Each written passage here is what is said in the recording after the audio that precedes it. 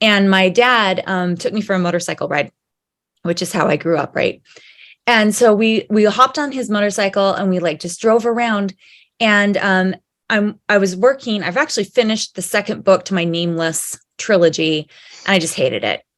And but part of it takes place in my hometown, and it's the girl on her motorcycle, right? And we're driving around all these places, and it just started my wheels kicking in my head, because this is where like the scene takes place that I wrote about. This is where the scene takes place that I wrote about. And I hopped off the bike and I ran in and I wrote for the first time in like a year. I wrote down 2 scenes just straight in that book, just boom, boom. I could see where they were going, and it kickstarted me. So I started writing again about Halloween weekend,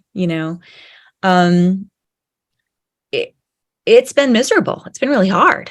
It's not been super great. And I'm not super impressed with the way that people are treating each other and themselves.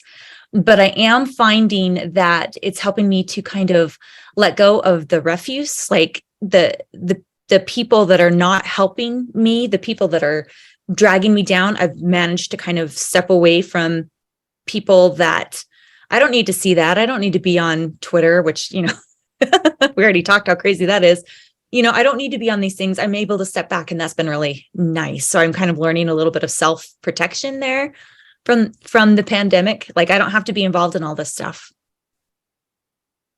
Very cool. Yeah, that self-protection. I mean, like self-care, self-protection, whatever you want to call it, if you want to put those in the same category or completely separate them. I mean, it's become such a beyond important skill into like a vital skill.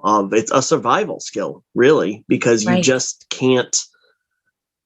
If your mental health goes down the crapshoot, then you cannot function on a day-to-day basis.